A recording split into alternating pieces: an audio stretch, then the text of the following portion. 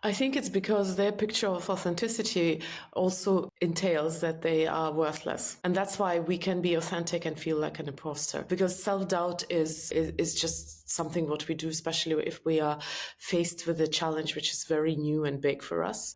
So it's really about the intention and the humanity behind Yes. authentic to who you are.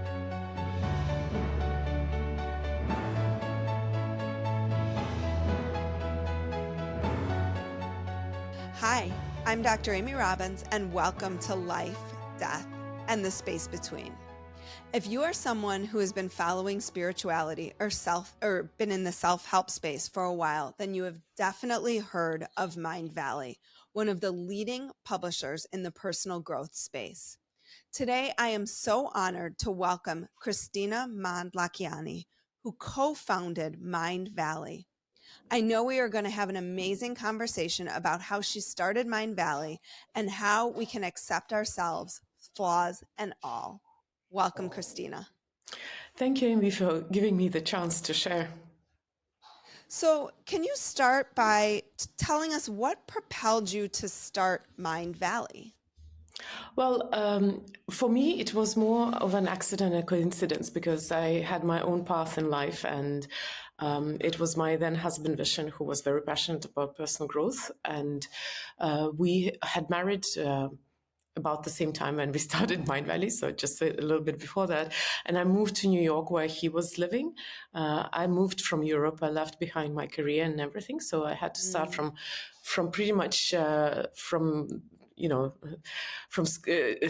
scratch. And I was helping my then husband with his business. That's how I ended up in Mindvalley. So it wasn't my conscious choice. And I wasn't even passionate about personal growth for quite a few years. So for me, it was more like, how can I keep myself useful? And then and I was still trying to make my own choices in life and my own career. But after some years, it became clear that this was the right place to be. It's just sometimes we don't know how we end up on the right path. Right.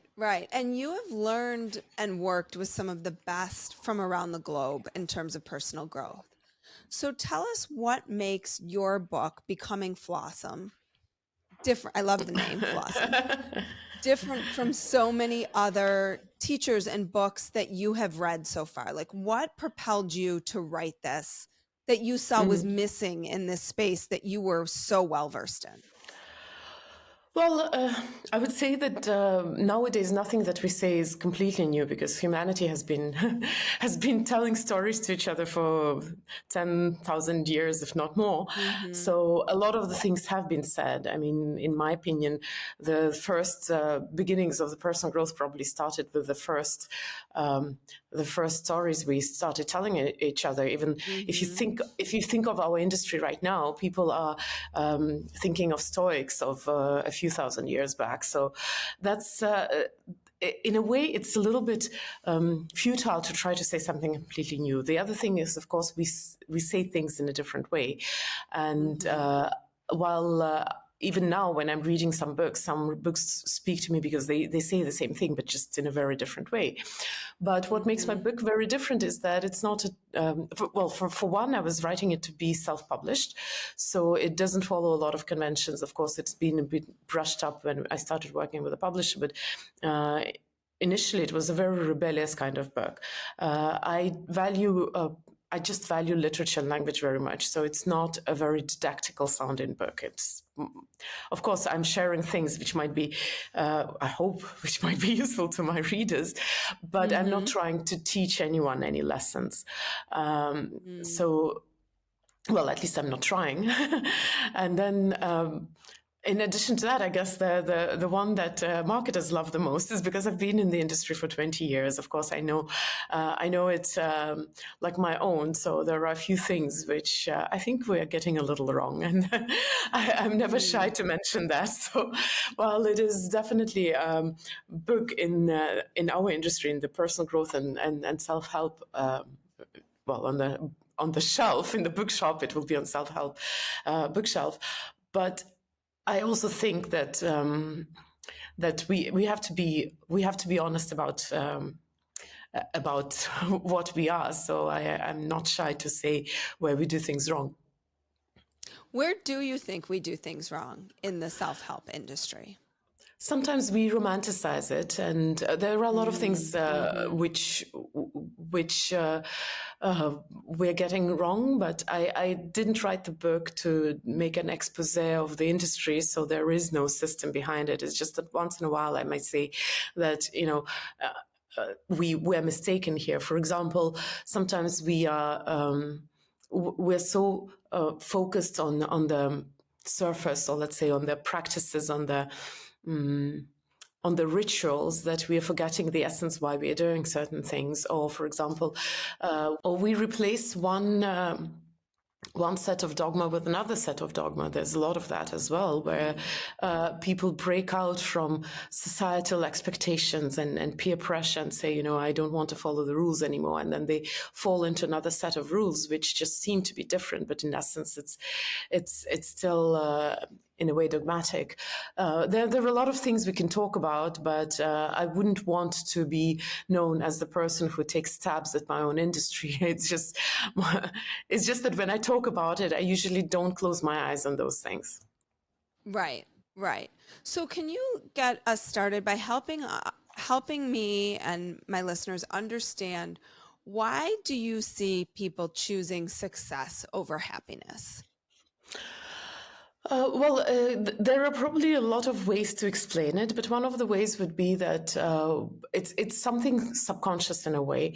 So, for example, most of us want to be good, and of course there are different ways to explain what it means to be good, but being successful is part of the picture. Imagine if you're a child about to go out in the world and you want to please your parents. Usually children want to make their parents proud. So we go for success, to be liked, to be admired, to be, as I say, good. Another reason why we go for success is because we believe that this is a sure path to happiness. We don't know what happiness is, so at least we could chase success, and we don't like.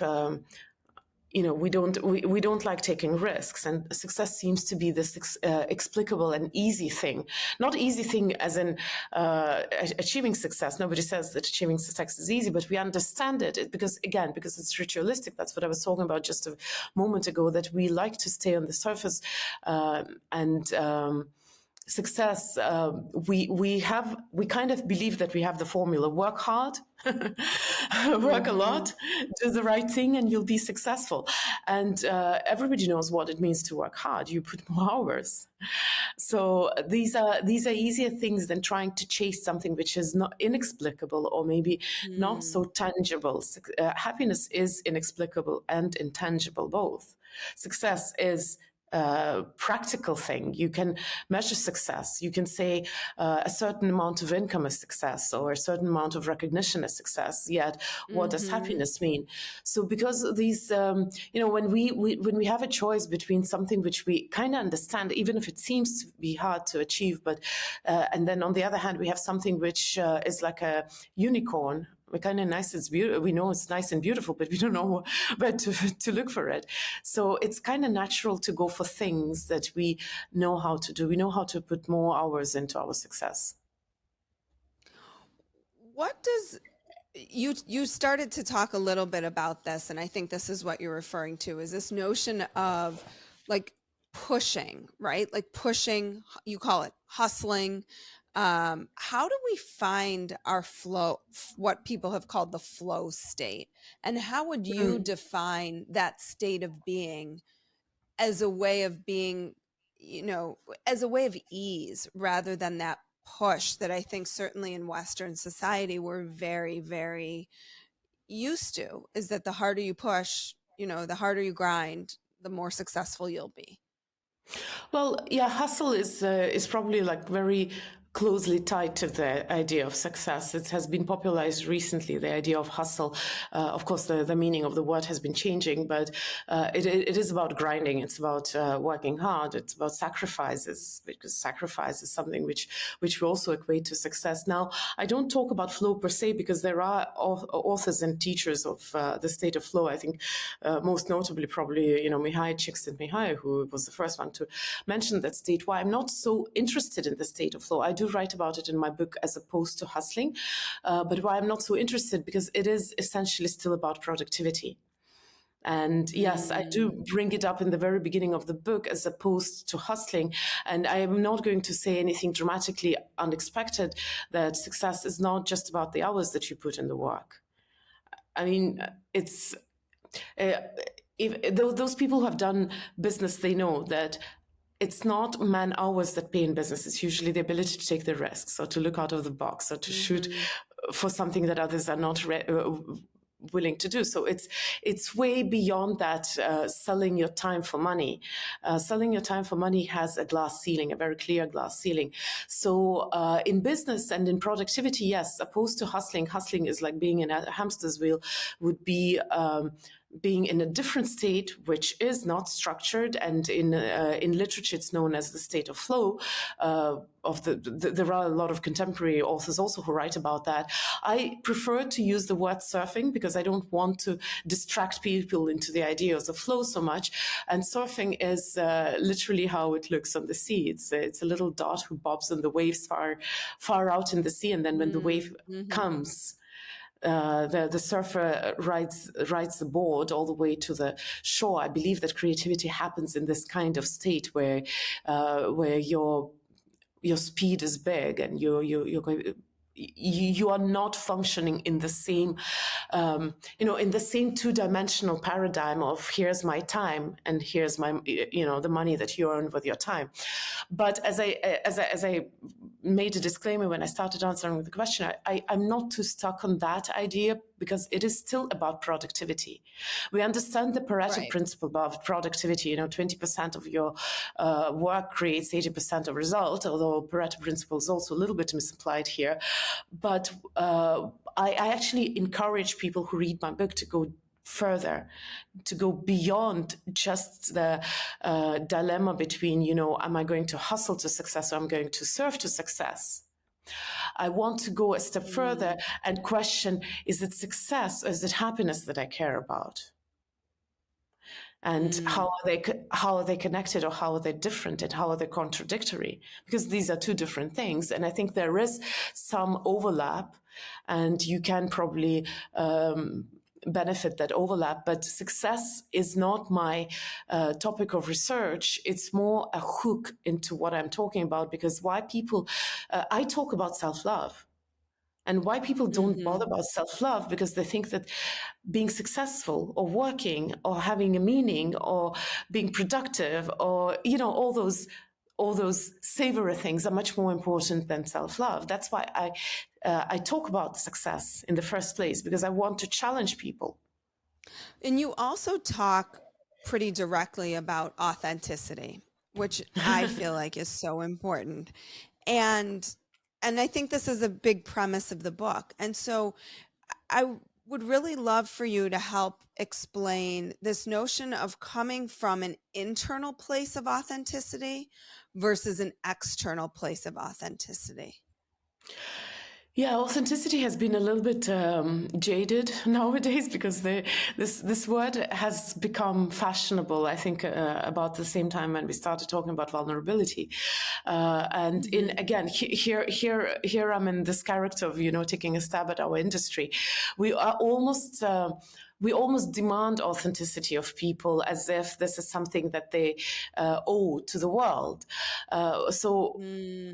To explain how I see authenticity, I have to give a little bit of a context. So I believe that that there is a very important relationship in everybody's life. It's a relationship with yourself. And that relationship is very often taken for granted or is not prioritized enough. Again, let's not even go into why we do that, but I want to bring an analogy with other relationships. Any relationship that you take in your life, whether it's your lover, your children, or your friends, for a relationship to thrive, for it to be healthy, you have to pay attention to it at least. Be present, be committed, be compassionate, all those little components which make a relationship thrive. Now, a lot of the times, what happens in our life is that we take certain relationships for granted just because we are too busy, we don't have time for them. And we kind of believe that they're going to be okay. So if you take a relationship for granted, if you are never there for your loved one, or if you're too busy, or if you prioritize something else above another person, whether it's your child, your lover, your friend, or whoever it is, then the natural consequence is that that relationship starts to deteriorate and it stops being healthy. The same is true about our relationship with ourselves. And very often, unfortunately, we take our relationship with ourselves for granted. And we are neither present for ourselves, nor are we compassionate. We're not even committed. So, and of course, I'm generalizing. So as a result, we have pretty messy relationships with ourselves. Now, authenticity, in my opinion, is the result of your healthy relationship with yourself. Because, again, let's take an analogy with anybody else. You truly have a good relationship if you dare to be yourself. In that case, that relationship is fulfilling. What does that even mean for people, right? Like, how do people even begin to know themselves? I mean, this is a struggle, right? When we're in this world of facades and masks, which you talk about, where is it that people can start to tap into that authentic self?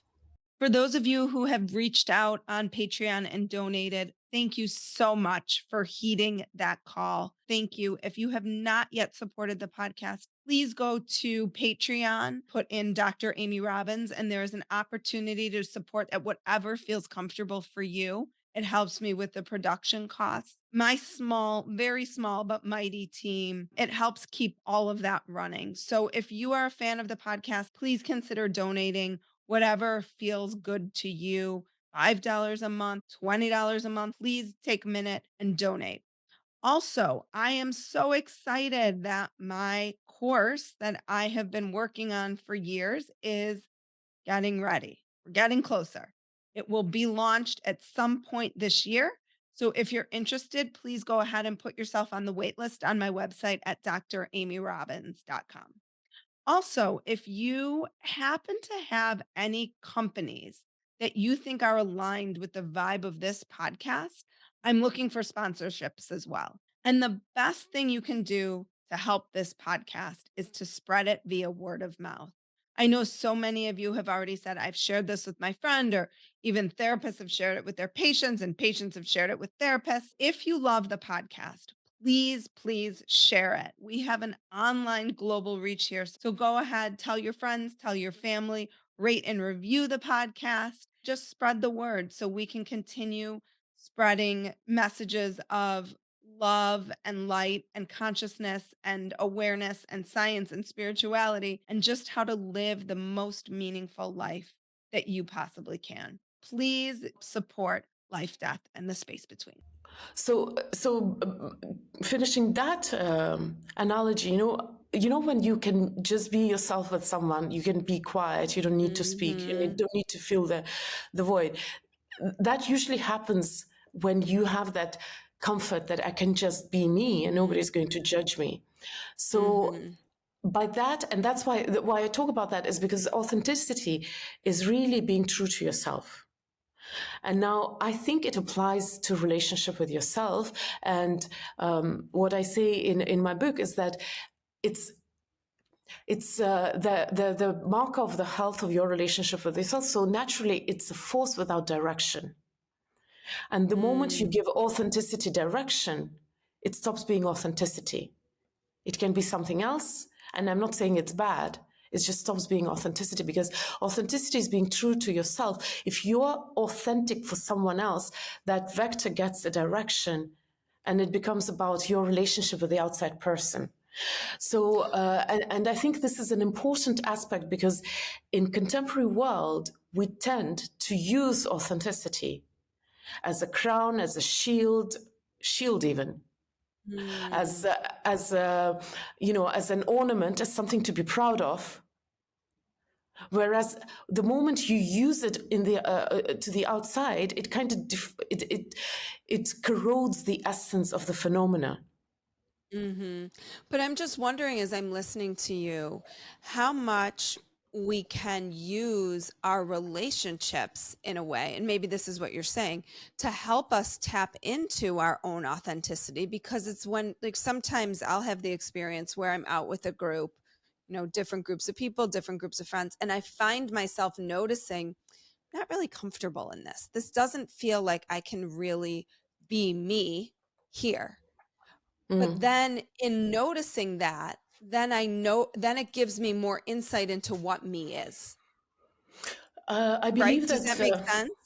it does. So I think that so I focus in my book and in my work. I mostly focus on your relationship with yourself because once you start talking outside, there are a lot of other factors that I'm not taking into account, and.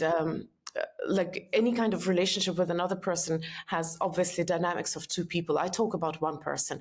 Now, with that said, I don't believe that we can survive in just our company. Yes, we have to be comfortable in our company. We have to know ourselves. Right. But we really get to explore ourselves in relation to the world around us. And that's very important. And it's a very interesting relationship because, on one side, and I say that in the book, your relationship with the world is a reflection of your relationship with yourself. But you need that reflection. So for you, the picture that you just described or the scenario that you just described, it's a very beautiful example of how your relationship with the world can actually highlight to you things about yourself.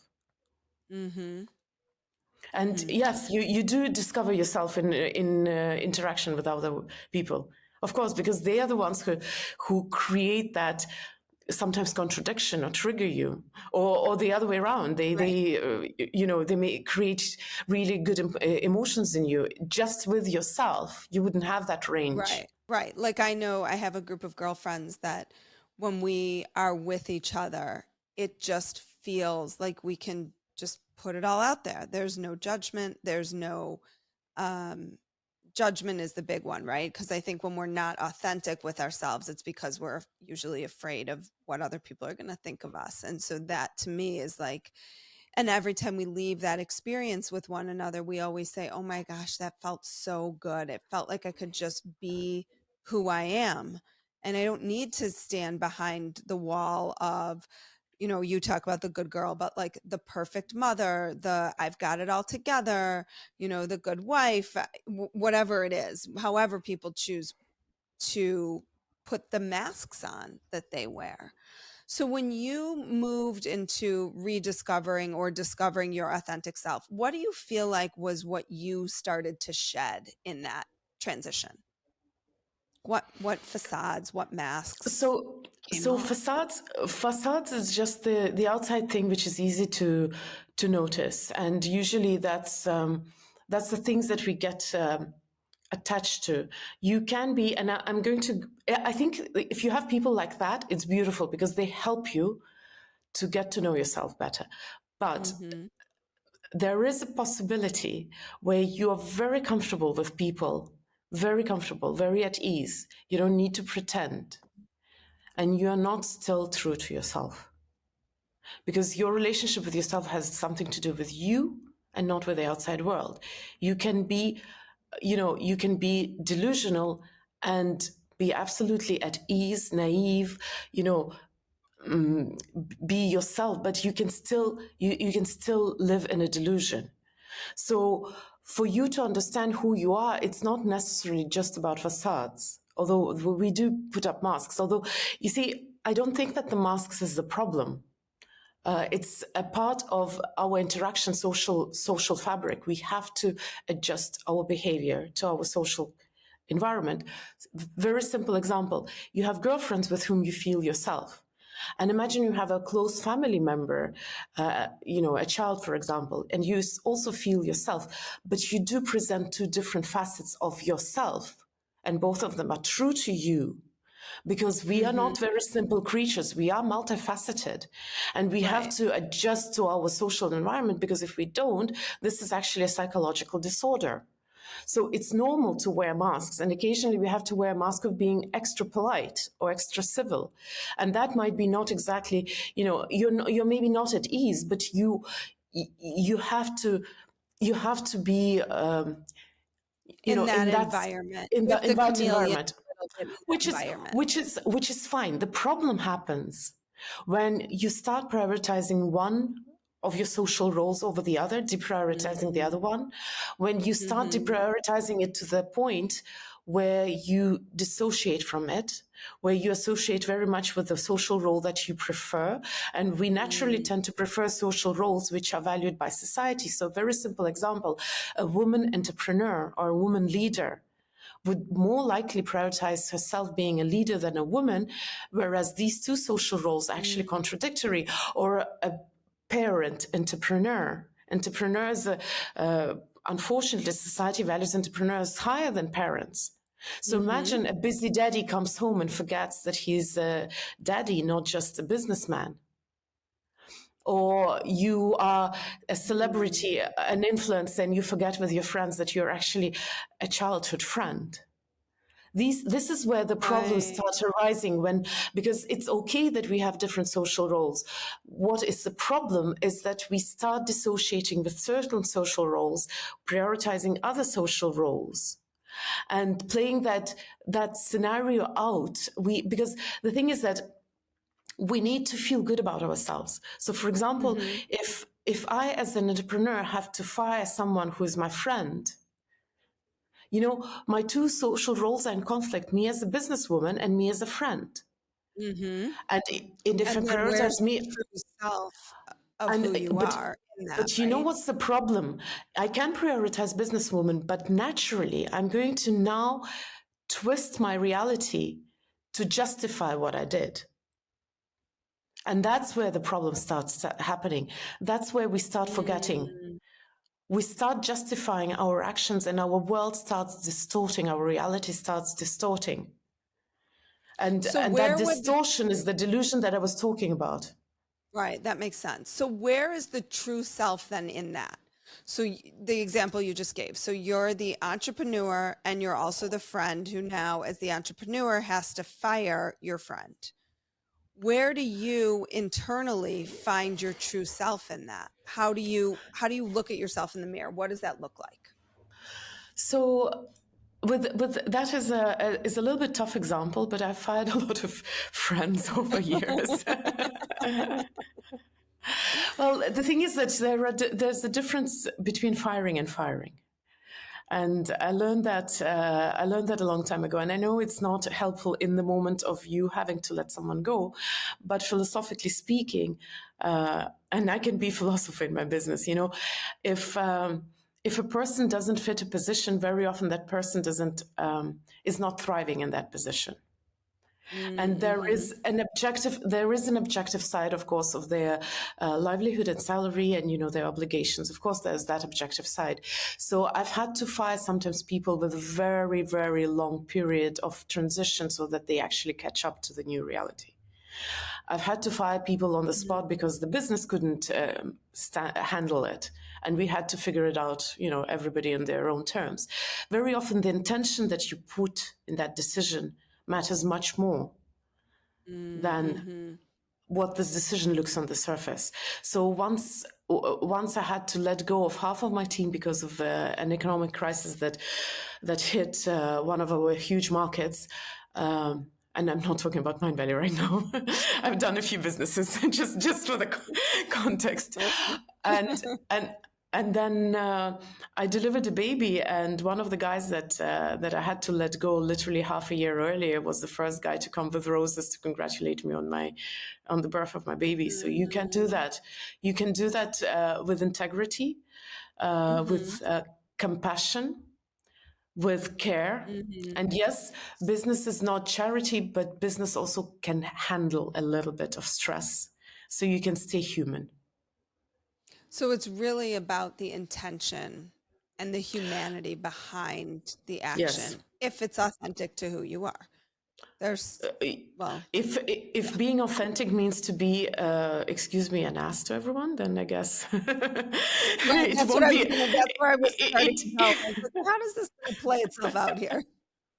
well, if that's what it, I mean, I don't think anybody truly is authentic in that sense, usually. But if it's not a contradiction in your heart, then you probably wouldn't even bat an eye. But I suspect that these people don't have a lot of close people in their life.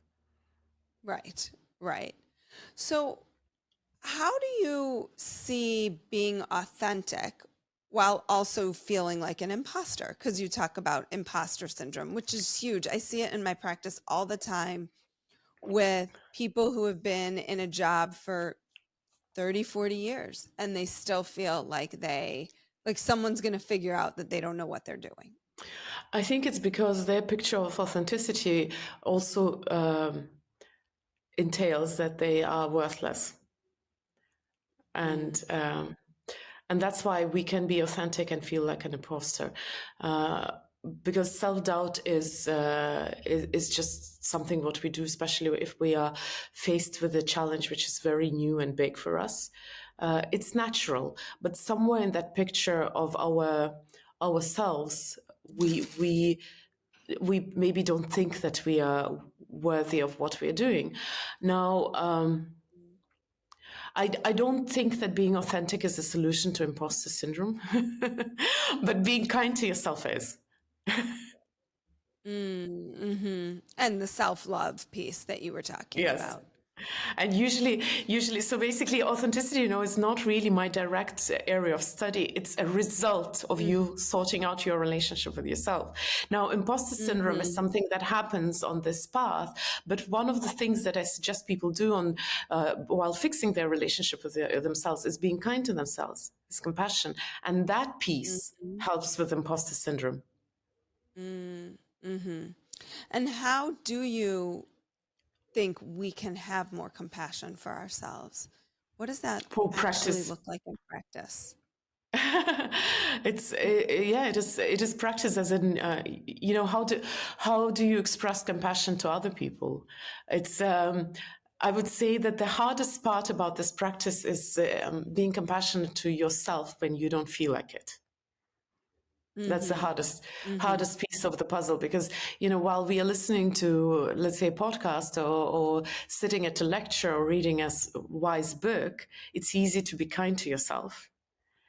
But once we make a blunder or fail at something or feel that we're worthless, or why I'm on the stage, why am I writing this book, who am I to share anything with anyone? That's when you need your self-love and compassion. That's the real test. And how do you do that? You practice. You start practicing.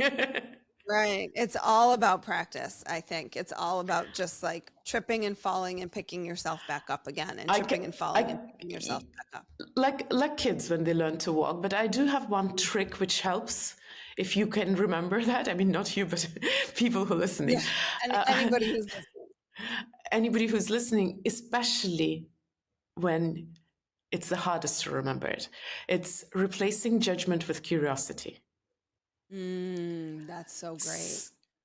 Yes. So the moment when you, for example, you failed a project, rather than making passing judgment on yourself, on everyone, on everything, just stay curious. I wonder what happened. Oh, I wondered, why did I feel like this? Why did I do like this? What could I do? But just curiosity, any kind of curious questions. Remove judgment, replace with curiosity. Well, and that's really when I think about what it's like in therapy, in good therapy. That's what it is, right? It's asking questions as a therapist, from a place of curiosity, from a place of trying to know more, rather than trying to move towards some sort of judgment or shame or blaming or guilt. It's like, just tell me more about that. I want to understand that better. That forces someone to go in deeper, to look deeper inside, to ask themselves the questions about why they might have done what they've done or made a choice that they made or feel what they feel or whatever it is. And I would suggest, narrowing down your questions as in, what does it say about me? What does it highlight about me, about my values, about my character? I think these are really good questions, because when you have a what, a why, then that makes you look for answers. I've practiced it quite a bit. I've done a lot of interviews where I'm host, and I'm sure you can relate to that. Sometimes somebody says a statement on air and you're like, ooh, I don't agree with that. But of course, as a host, usually most hosts are not going to be bluntly, arguing. So what helps me in those situations is trying to understand why a guest said what they said.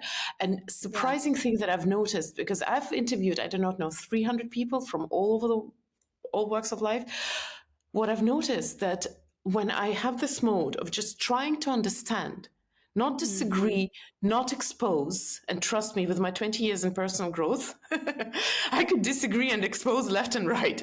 But just trying to stay curious and understand has always, without fail, led to the point where I would think we don't really think very different. It's just that we have slightly different paths to the essence. Or maybe even, exactly, or maybe even ways of, like you said, paths to the essence. So as someone who has been in the personal growth space for, 20 years, how do you see transformation happening within a person? It's a little bit of a miracle, but it's also something which I think could be trained, and I think that maybe sounds a little bit scary, but because you see why it's a miracle, because we very often live in that fog and delusion, and how it happens for most people is that we, knowledge doesn't change a thing. We started this conversation with me saying that almost nothing out there is new. A lot of the ideas that we're talking about right now have been expressed by people before us, way before us. It's just that we give them a modern clothing. So nothing is new there. Knowledge doesn't change a thing. Your life changes when you start seeing, when your reality kind of shifts. That's why we're talking about paradigm shift, that you thought that aging meant poor health and reduced lifestyle, and then after a few years or a few decades, nowadays the humanity's paradigm about aging is changing, so you suddenly see things differently. But for you to see things differently, you have to have an experience. So knowledge plus experience gives you the transformation. Experience without knowledge is just a roller coaster. Because let's say you have a trauma, if you don't have a knowledge around that trauma, it can just leave a scar and not transform you. So these two things plus the support usually, and I don't talk about that in my book because support implies interaction with other people, but usually having someone in your life to support you is a third crucial point for transformation. But I think it's a trainable skill, because the moment when you are capable of seeing through the delusion in which we live, and our view of the world is an illusion, which is we're touching upon a very philosophical topic right now. But your beliefs feed on your evidence. Your brain, your nervous system has actually this, or the brain has this region reticular activating system, which determines which of the millions of stimuli that you have during the day you're going to notice. So if you believe in something, you're going to notice that. If you don't imagine something, you will never even notice that. A very, very simple example would be that, the Nordic nations, which have 10 months of winter, have 100 words for snow. because that's part of their reality, and they can detect the differences. For someone from the equator, where I spent 16 years of my life, snow is just snow. Because in their picture of the reality, it doesn't make any difference. So your ideas about reality actually determine what you see in it. So Right. The glasses with which you wear determine your reality. Or whatever you focus on is going to determine what you notice. Your goal defines your perception. So with all that said, the moment when you understand that your reality is just this continuous illusion, it gives you a few interesting choices. Choice number one is you get to choose which delusion you want to live in. As one of our author, Marissa Peer, she's a psychotherapist, she says, pick a better lie. You know, if anything that you believe in is in essence a lie, just pick a better lie that works for you. But with that said, it's really helpful if you understand that whatever lie you pick is just a lie. And that's something that that's the thing that it is the hardest, because we get so set on what, on our picture of reality, that admitting the idea that you might be wrong is painful. It feels like you have to give up part of yourself, part of your identity, part of your history. Yeah. For example, you know, when me and my now ex-husband decided to divorce, you know, when people divorce, very often the part of the pain is the idea that those years that we spent together, is that now in vain? Is this something that I have to toss away? So because of that scary thought that if I change my point of view, does that mean that everything before that was meaningless? So we have really hard times adjusting. Now, I think that the moment when you realize that everything, the way you see the world, most of it is an illusion. It's just a belief that you chose to believe, and that's why you see so much evidence to that. And with that said, at any time, any moment of time, you might be wrong. That gives you freedom. Because you get to change. Only when you see your own delusion will you be able to do transformation on well. Last question. What does it mean to be Flawesome? So, you know, it's such a funny thing, because I wrote the book and then the word Flawesome came afterwards. So we had to squeeze it into the book a little bit in one of the... It's such a great word. It really is. In one of the latest edits, we added the Flawesome here and there, and then and then they said that you know, how do you define it? And it's not defined in the book, but I have a definition for it. Being Flawesome means recognizing your imperfection and still thriving with it, or choosing for it to be your strength rather than your weakness. Kristina, thank you so much for your time today. Your book is, when is it coming out? I know I have it's out. It's out. Okay. Cause the edition I have has like not for sale all over it. So I was like reading through the PDF of that. So, you know, we can't hide from it. It's everywhere now. So it's out. Okay. So the book is out now. If people want to learn about your work specifically, because now you are probably, I mean, I'm imagine you've been one of the teachers at Mindvalley, but now you are your own standalone entity with this book and many other books before this. Where can people find your information? Where can they learn about you? So the best way is Kristina Mand. If it's kristinamand.com, it's my website. Otherwise, on all social media, I'm Kristina Mand, but I'm from Estonia, so it's with a K, Kristina with a K, and the family name's M-A-N-D. Well, thank you so much for your time. All your information will also be in my show notes. This is so exciting. Congratulations on the book. And thank you for sharing your perspective, having had, you know, experiences with so many other transformational leaders, healers, personal growth experts. This was just super helpful and really interesting, and a different way to think about how we live and how we think about ourselves in the world. So thank you so much. Amy, thank you so much for giving me this opportunity. I really appreciate it. Like what you heard today and want to hear more? Wondering what comes next and what it all means? Head over to Apple Podcast, Spotify, Stitcher, Google Play, or anywhere you get your podcasts and hit subscribe. Also, if you could take a minute to rate and review my podcast, I would really appreciate it.